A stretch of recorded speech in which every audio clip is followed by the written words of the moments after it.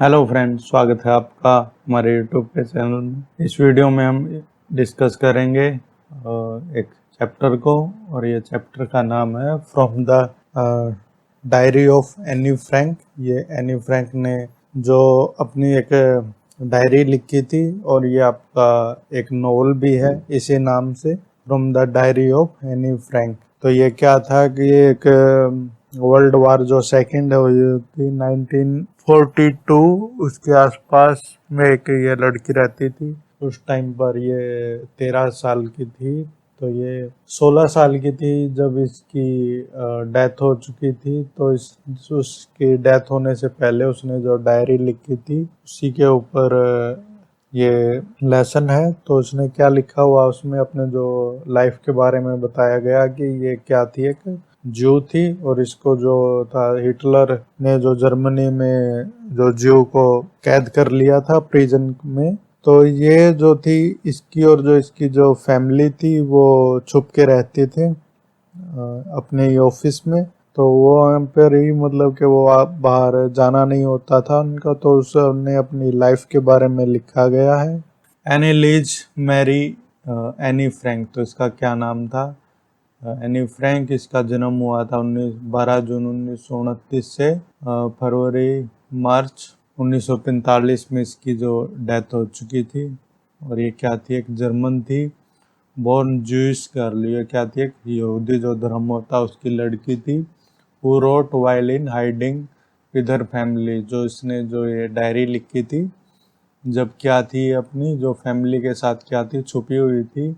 And 4 friend, और उनके 4 मित्रों के साथ इन एम्स्टरडैम। एम्स्टरडैम जो एक जगह है वहाँ पर ये छुपी हुई थी during the German occupation of the Netherland in World War two. जो जर्मनी ने नीदरलैंड को कब्जे में कर लिया था सेकेंड वर्ल्ड वार के टाइम पर, तो वहाँ पर ये एम्स्टरडैम में छुपी हुई थी। हर family had move to Amsterdam after the Nazi gain power in Germany. जब जर्मनी में नाजी जो थे, हिटलर की पार्टी, तो उन्होंने जब पावर गेन करी तो ये कहाँ पर चले गए थे, एम्स्टरडैम में चले गए थे। But were trapped when the Nazi occupation extended into Netherland. और जब जो नाजी ने जो नीदरलैंड को भी अपने कब्जे में कर लिया, तो इसकी जो फैमिली वाले क्या हो गए थे, वो अंडरग्राउंड हो गए थे, यानी कि छुप के रहने लग गए थे। As per as per persecution against the Jewish population increased, the family went into hiding in July 1942 in hidden room in her father Otto Frank office building। जो उसका जो फादर है उसका क्या नाम है, ओटो फ्रैंक है, उसी की ऑफिस की एक बिल्डिंग में ये क्या थे, 1942 में ये छुप के रहने लगे थे। आफ्टर 2 years इन हाइडिंग, 2 साल में हाइडिंग के बाद, द ग्रुप वाज बिट्रेड, जो जो ग्रुप था उनको बिट्रेड यानी कि धोखा दिया गया था उसको। एंड ट्रांसपोर्टेड, और उसको कहाँ पर ले जाया गया था, concentration camp system where Anne died of typhus in Bergen Belsen within days of her sister Margot Frank. तो इसमें बताया गया कि जो एनी फ्रैंक थी, उनको उनके जो 2 साल वहाँ रहने के बाद उनको क्या दे दिया गया था, उनके जो ग्रुप को बिट्रे यानी कि धोखा दे दिया गया था। और उनको कहाँ ट्रांसपोर्ट किया गया था, बर्गिन बेल्सन नाम की एक ये जगह है, वहाँ पर ट्रांसपोर्ट किया गया था। और वहीं पर उसकी जो टाइफस की जो बीमारी है उसके कारण उसकी जो मौत हुई थी। और उसी के कुछ ही दिनों बाद जो उसकी सिस्टर थी मार्गेट फ्रैंक, उसकी भी डेथ हो चुकी थी। और her father Otto, the only survivor of the group, return to Amsterdam after the war ended. जब लड़ाई ख़त्म हुई तो उसका जो फादर था अकेला, वही उसने ही सरवाइव किया, ओटो, और वही एम्स्टरडैम में वापस आया लड़ाई ख़त्म होने के बाद। To find that her diary had been saved, तो पता करने के लिए कि जो उसकी जो डायरी थी वो बचा ली गई है। Convinced that it was a unique record, उसको क्या लगा कि ये बहुत ही एक अलग तरह का रिकॉर्ड है। He took action to have it published in English under the name The Diary of a Young Girl। तो उसने क्या किया, उसको पब्लिश करवा दिया, किसके टाइटल के नाम के साथ, the diary of a young girl, एक जवान लड़की की डायरी। The diary was given to Anne Frank for her 30th birthday, जो उसका 13वां बर्थडे था उस पर उसको क्या मिले थे, गिफ्ट के तौर पर ये डायरी मिली थी। And Chronicle the event of her life time, और उसने अपने जो लाइफ टाइम के जो इवेंट यानी कि घटना होती है उनको लिखा है जून 12 1942, और एंड फाइनल एंट्री जो उसकी थी 1 अगस्त 1944 पर। It was eventually translated from its original Dutch into many languages and became one of the world's most widely read books। तो ये सबसे पहले ये किस में लिखी गई थी, डच भाषा में लिखी गई थी, बाद में उसको दुनिया की बहुत सारी भाषाओं में इसको ट्रांसलेट किया गया और यह बहुत ही पसंदीदा किताब बन गई। There have also been several films, इस पे बहुत ही फिल्म भी बनी है, टेलीविज़न भी बने हैं और थिएट्रिकल और थिएटर की भी प्रोडक्शन है। एंड इवन एन ओपरा, और इस पे क्या है, एक ओपरा जो एक सॉन्ग है वो भी बनाया गया है बेस्ड ऑन द डायरी। इसी डायरी के ऊपर ओपरा एक परफॉर्मेंस होती है। Describe as the work of a mature and insightful mind, इसको क्या बताया गया कि एक बहुत ही सुलझे समझे जो माइंड है उसने ये डायरी लिखी है। The diary provide an intimate examination of diary life under Nazi occupation, जो नाजी के जो कब्जे में जो लाइफ जो लोग जी रहे होते हैं उसका एक एक्सप्लेन किया गया उसने। और जो Anne Frank has become one of the most renowned and discussed of Holocaust event, और ये बहुत ही एक वो सबसे ज़्यादा डिस्कस करने वाली एक घटना है जो ये लिखा हुआ है एनी फ्रैंक की डायरी। तो उसको शुरुआत करते हैं। Writing in a diary is really strange experience for someone like me, तो उन्होंने बताया गया कि जो राइटिंग इन ए डायरी, जो डायरी में लिखना बहुत ही मेरे लिए क्या है कि स्ट्रेंज एक्सपीरियंस यानी कि अजीब एक्सपीरियंस है। not only because I have written anything before, not only because I have never written anything before, but also because it seemed to me that later on neither I nor anyone else will be interested in the musing of a 13-year-old schoolgirl। तो उसने बताया गया कि not only because, यह नहीं केवल कि मैंने इससे पहले कभी कोई डायरी लिखी नहीं है, बट परंतु बिकॉज, क्योंकि मुझे भी ये बाद में लगता है कि ना ही मैं और ना ही कोई और इसमें इंटरेस्ट लेगा कि 13 साल की जो एक स्कूल में जाने वाली लड़की की डायरी की कोई पढ़ेगा।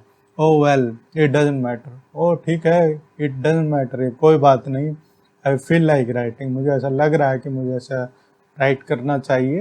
And I have an even greater need to get all kind of things out of my chest. और मुझे ऐसा लगता है कि बहुत सारी जो बात है दिल में और मुझे अपने जो दिल से बाहर रखनी चाहिए, तो मुझे इसकी एक बहुत ही ज़्यादा ज़रूरत है।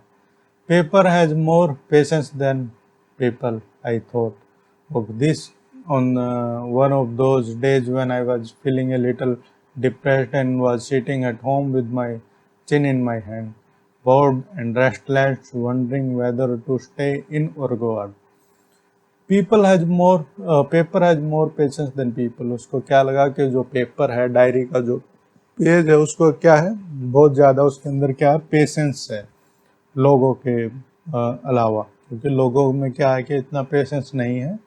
I thought, मैंने सोचा of this saying on one of these days, उसने एक दिन ऐसा सोचा बोलते हुए, when यानी कि जब I was feeling, जो महसूस कर रही थी little depressed क्या होता है, उदास, वो एक फील कर रही थी और सिटिंग एट होम अपने घर में बैठी हुई थी। तो उसने चिन्ह उसकी ठोडी हो उसके अपने हाथों में पकड़ा हुआ था बोर्ड एंड।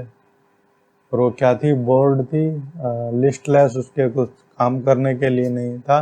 वंडरिंग, सोच रही थी, वेदर टू स्टे इन और गो आउट, सोच रही थी कि घर के अंदर रहे या फिर बाहर जाए।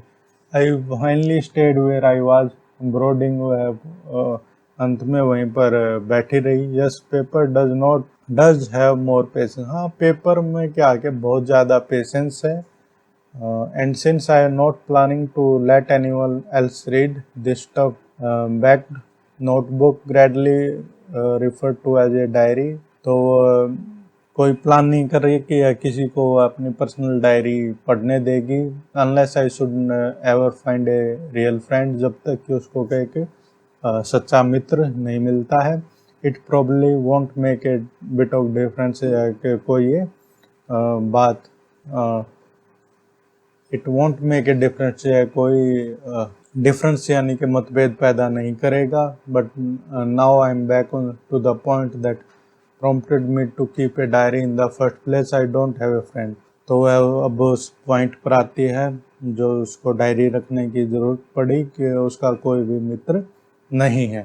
Let me put it more clearly, मुझे साफ शब्दों में बताने दो कि वह यह साफ शब्दों में बताती हूँ कि since no one will believe that a 13-year-old girl is completely alone in the world, no I am not. तो वो बताती है साफ शब्दों में कि कोई भी विश्वास नहीं करेगा कि एक 13 साल की लड़की है जो पूरे दुनिया में अकेली है। नो आई एम नॉट, और वो बोल रही कि मैं अकेली नहीं हूँ। आई हैव लविंग पेरेंट्स, मुझे प्यार करने वाले मेरे माता पिता है। ए 16-year-old सिस्टर, एक 16 साल की मेरी एक बहन है। And there are about 30 people I can call friend, और लगभग कितने 30 लोग ऐसे हैं जिनको क्या बुलाती है, फ्रेंड यानी कि दोस्त बुला सकती है। आई हैव फैमिली, मेरा एक परिवार है। लविंग आंट्स, जो उसकी आंटी है, वो प्यार करती है। एंड ए गुड होम, और एक बहुत ही बढ़िया घर है। No on the surface I seem to have everything, जो धरातल पे यानी कि बाहरी मुझे ऐसा लगता है कि आई सीम टू हैव एवरीथिंग, कि मुझे ऐसा लगता है कि मेरे पास सब कुछ है, except my one true friend. Except यानी कि अलावा, माई वन ट्रू फ्रेंड, उसका क्या है कि कोई भी क्लोज फ्रेंड नहीं है। All I think about when I am with friend is having a good time, जब भी मैं अपने दोस्तों के पास रहती हूँ तो एक अच्छा समय व्यतीत करने के बारे में सोचती हूँ। I can not bring myself to talk about anything but ordinary everyday things, क्यों मैं हर रोज़ की जो चीज़ होती हैं, रोज़ाना साधारण चीज़, उनके बारे में बात नहीं कर सकती। We don't seem to be able to get any closer, हम कोई ऐसा नहीं लगता कि हम एक दूसरे के पास आ जाएंगे। एंड दैट्स द प्रॉब्लम, और यही क्या है, समस्या है। Maybe it's my fault, हो सकता है कि यह मेरी गलती है। That we don't confide each other, confide क्या होता है, अपने जो दिल की जो प्राइवेट बात बताना, कि यही ये it may be it's my fault, हो सकता है कि यह मेरी ही गलती है कि हम अपने जो बात नहीं बता पाते हैं। In any case that's just how things are, कि यही है भाई, यही ऐसी चीज़ है। अनफॉर्चुनेटली, दुर्भाग्यपूर्ण, there are not liable to change, और ये चेंज यानी कि चीज़ें नहीं बदलेंगी। This is why I started this diary, यही वो कारण है कि उसने क्या किया है कि डायरी स्टार्ट कर दिया है लिखना। To enhance the image of this long awaited friend in my imagination, तो अपने इन्हांस क्या होता है, बड़ा करना, इमेज क्या होता है, कोई तस्वीर, अपने जो एक जो लंबे टाइम से उसकी वेट कर रही है, अपनी जो इमेजिनेशन, अपनी जो सोच में, तो उसको बड़ा करना चाहती है। I don't want to jot down the fact in the diary the way the most people would do।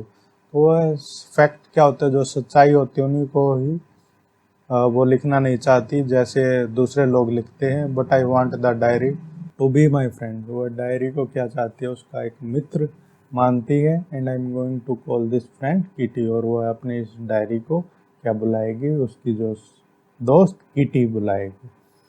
Since no one would understand a word of my stories to Kitty if I were to plunge right in, I better provide a brief sketch of my life, much as I dislike doing though। तो वह बताती है कि कोई भी मेरी जो stories है, मेरी कहानी को पढ़ नहीं पाएगा, तो अपनी जो ज़िंदगी है उसके बारे में थोड़ा बताती हूँ।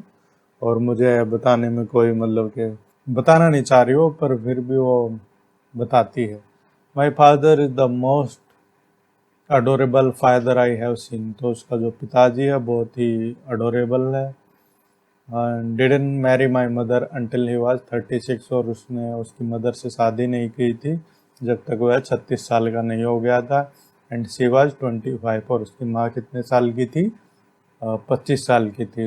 जो उसकी सिस्टर है Margot was born in Frankfurt Germany. तो 1926 में उसका जन्म हुआ था। I was born on 12 June 1929। जो इसका जन्म हुआ था एनी का, वो 12 जून 1929 को हुआ था। I lived in Frankfurt until I was 4। जब तक वो 4 साल की थी, जब तक वो फ्रैंकफर्ट में रही। My father immigrated to Holland in 1933। वो उसका इमिग्रेट होना, एक जगह को छोड़कर दूसरी जगह पे जाना, उसको बोलते हैं इमिग्रेट। तो वह वहाँ से छोड़कर कहाँ चला गया था? फ्रैंकफर्ट से हॉलैंड आ गया था 1933 में। My mother Edith Hollander Frank, उसकी मदर का क्या नाम है? Edith Hollander Frank went with him to Holland in September. सितंबर में कहाँ चले गई थी वो? हॉलैंड आ गई थी वो अपने पति के साथ। While Margot and I were sent to Aachen to stay with our grandmother. तो जबकि उसकी सिस्टर मार्गेट और उसे एनी को कहाँ भेज दिया गया था? आकन में। इसके साथ रहने के लिए, उनकी दादी के पास रहने के लिए। Margot went to Holland in December. तो दिसंबर में हॉलैंड आई थी Margot. And I followed in February. और उसके बाद फरवरी में एनी आ गई थी। When I was plunked down on the table as a birthday present for Margot. तो उसको क्या किया था? मुझे प्रकट कर दिया गया था मार्गेट के बर्थडे वाले दिन, वो उसको बुलाया गया था एनी को। I started right away at Montessori nursery school. तो उसने कहाँ पर आते ही उसका एडमिशन करवा दिया गया था इस नर्सरी स्कूल में, मोन्टेसोरी। तो I started until I stayed there until I was 6। तो जब तक वो 6 साल की थी वहीं पर रही। At which time I started in the first form. और फिर वो पहली क्लास में हो गई थी। In the 6th form my teacher was Mrs Kuperus. तो 6ठी क्लास में जो उसके जो टीचर है उसका क्या नाम है? मिसिज कोप्रस। द हेड मास्टर, जो हेड मिस्ट्रेस है वहाँ की मुख्य अध्यापिका, वो उसकी क्या है? टीचर है। At the end of the year we were both in tear as we said a heartbreaking farewell. Last में क्या हुआ था? ईयर के अंत में उन्होंने बहुत ही वो केयरफुल यानी कि आंखों में उसके आंसू भरे थे जब उन्होंने एक दूसरे को फेयरवेल यानी कि बाय बाय कहा था। In the summer of 1941 grandma fell ill and had to have an operation, so my birthday passed with little celebration. तो 1941 की समर क्या होता है? गर्मियों में जो उसकी दादी का क्या हुआ था? वो बीमार हो गई थी। उसका क्या हो गया था? ऑपरेशन हुआ था। और जिसकी वजह से क्या हुआ था? जो उसका बर्थडे यानी कि जन्मदिन है, बहुत ही कम उसमें सेलिब्रेशन उन्होंने मनाया था। ग्रैंडमा डाइड इन जनवरी 1942 में उसकी दादी की मौत हो गई। No one knows how I often think of her and still love her. कि नो वन नोज यानी कि कोई नहीं जानता कि मैं कितनी प्राय उसके बारे में सोचती हूँ, अपनी दादी के बारे में, और अब भी उसको प्यार करती हूँ। This birthday celebration in 1942 was intended to make up for the other, and grandma candle were lit along with the rest। तो पिछले साल उन्होंने वो बर्थडे नहीं मनाया था, उसी के याद में ये अब इसके बाद उन्होंने बर्थडे बनाया था। और अपनी जो दादी की याद में भी उन्होंने एक कैंडल यानी कि मोमबत्ती जलाई थी। And the 4 of us are still doing well and that bring me to the present date on. और हम बहुत ही अब बढ़िया कर रहे हैं। जो उसके मम्मी पापा हैं और उसकी क्या एक सिस्टर है, एक वो। तो चारों की ज़िंदगी सही कट रही है।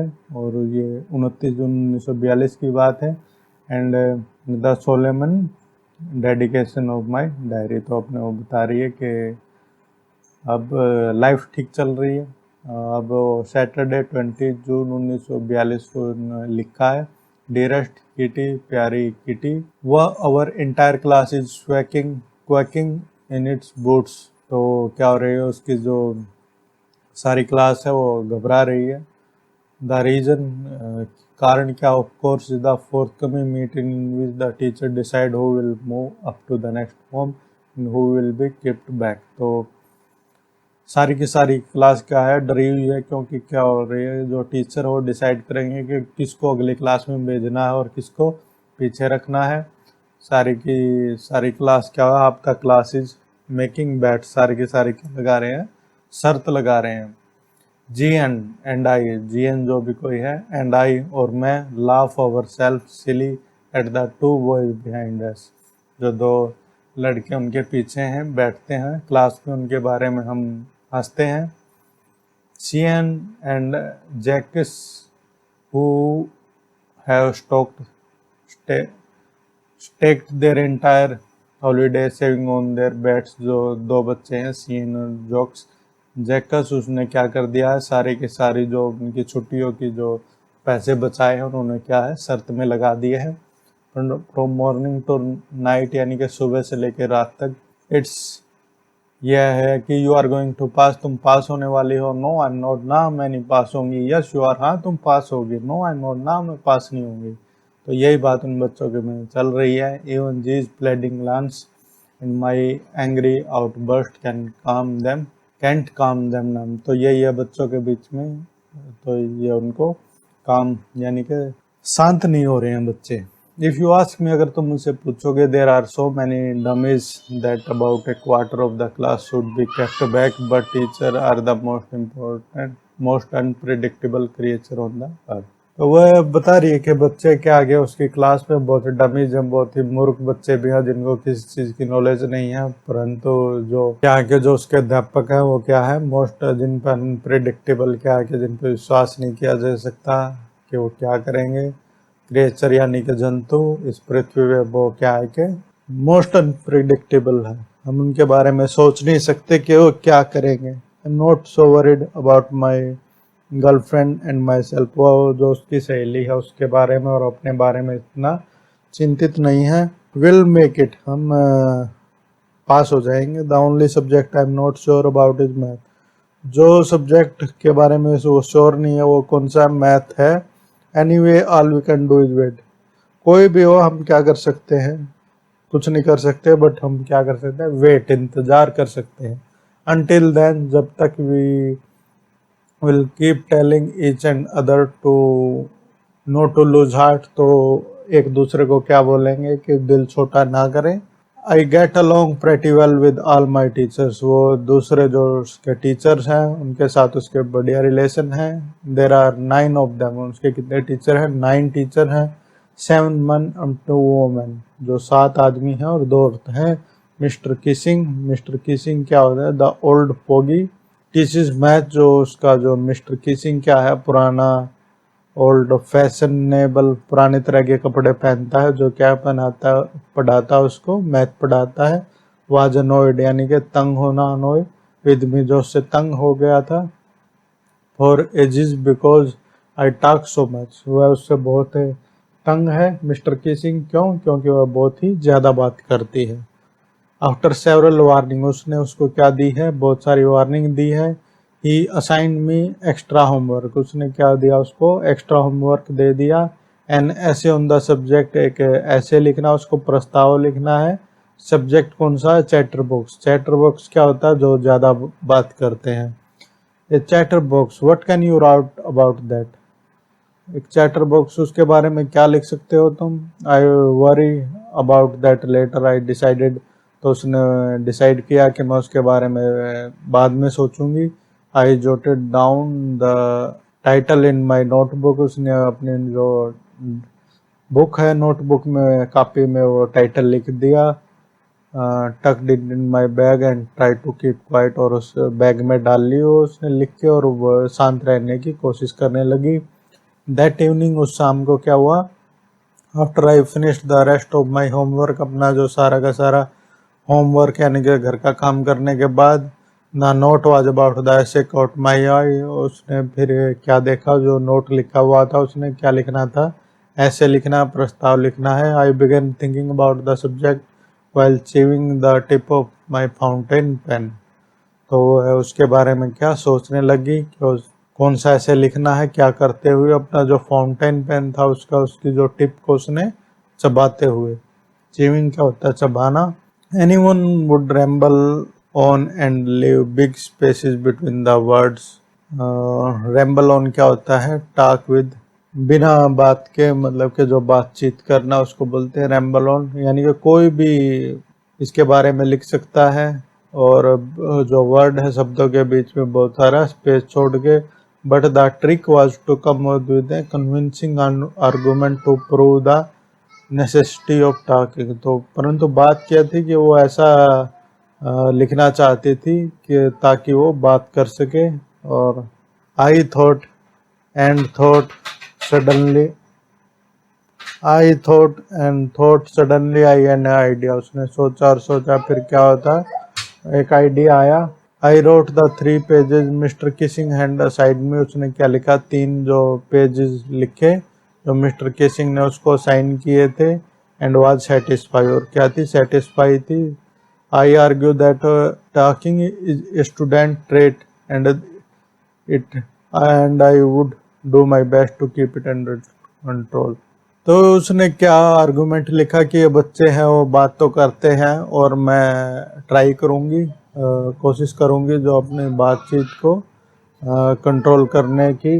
But that I would never be able to cure myself of the habit since my mother talked that much as I did, if not more, and that there are not much you can do about inherited traits। तो वो क्या बोलती है कि जो उसकी माँ है वो भी मेरे जितनी बात करती है, और जो ये क्वालिटी है, जो गुण है, ये उसका, उसकी जो माँ है उसी की वजह से उसमें आया हुआ है, और जो इसके बारे में वो कुछ नहीं कर सकती इस क्वालिटी के बारे में, क्योंकि वो जन्म से ही ऐसी है। मतलब Mr kissing had a good laugh at my argument, इस आर्गूमेंट में मिस्टर किसिंग था वो बहुत हंसा। But when I proceed to talk my way through the next lesson, परंतु जब उसने कोशिश की और ज़्यादा बात करने की, ही असाइंड मी सेकंड ऐसे, उसने मुझे दूसरा ऐसे दे दिया। This time it was supposed to be N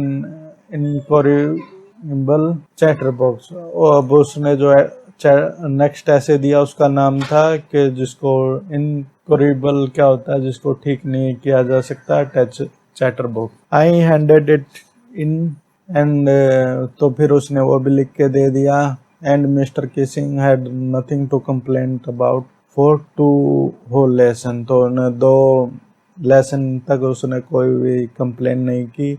However, जो भी हो, during the 3rd lesson he finally had enough Anne Frank, परंतु तीसरे लेसन में उसने बोला कि एनी फ्रैंक बहुत हो गया।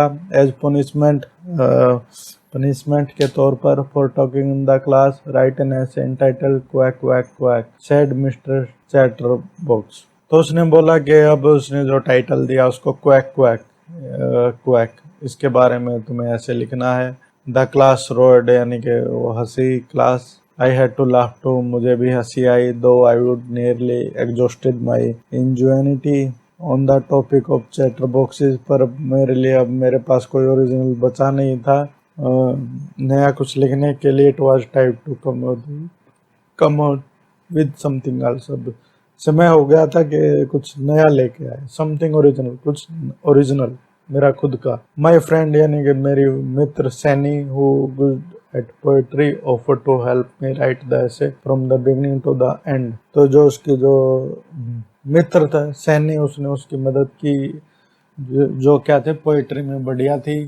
And I jump to for joy, और वो खुशी से उछल पड़ी। Mister Cushing was trying to play it joke on me with this ridiculous subject, but I would make sure the joke was on him. तो मिस्टर किसिंग उस पे क्या कर रहा था, ये जोक प्ले कर रहा था कि सारी क्लास उस पे हंसेगी, परंतु उसने क्या सोचा कि मैं बहुत ही बढ़िया ऐसा लिखूंगी कि जो क्लास है मिस्टर किसिंग पर हंसे। आई फिनिश्ड माई पोइम, उसने अपनी जो कविता फिनिश कर दी, एंड इट वॉज ब्यूटीफुल, और बहुत ही सुंदर थी। It was about a mother, को एक माँ जो डक का होता बत्तख के बारे में थी, एंड ए फादर स्वान, और एक हंस के बारे में थी, with 3 baby duckling who were bitten to death by the father, जिनको उनकी मौत कर दी गई थी, उनको मार दिया गया था उनके फादर के द्वारा, क्योंकि दे क्वैक टू मच, क्योंकि वो बहुत ज़्यादा बात करते थे। Luckily mister causing took the joke the right way, उसने बहुत ही सही तरीके से लिया इस जोक को, and he read the poem to the class, उसने पूरी क्लास को ये पोएम सुनाई, एडिंग हिज ओन कमेंट, उसने खुद के कमेंट्स भी इसमें लिख दिए पोएम में, and to several other class as well, और उसने कई दूसरे क्लास को भी सुनाई। Since then I have been allowed to talk and have not been assigned any extra work, तो उसके बाद उसको जो बात करने की आज़ादी दे दी गई कि क्लास में तुम बात कर सकते हो। On the contrary mister Keesing always making jokes this. तो आजकल क्या कर रहा है कि जो मिस्टर किसिंग है वो हमेशा क्या कर रहा है, और जोक्स मार रहा है बच्चों पे। तो यही है उसकी जो एक डायरी से एक स्टोरी है, उसने जो लेटर अपनी डायरी में लिखा गया है न्यू फ्रैंक में, तो उसी के ऊपर ये लेसन है अपना। तो आशा करता हूँ आपको बढ़िया लगा होगा। Thank you very much.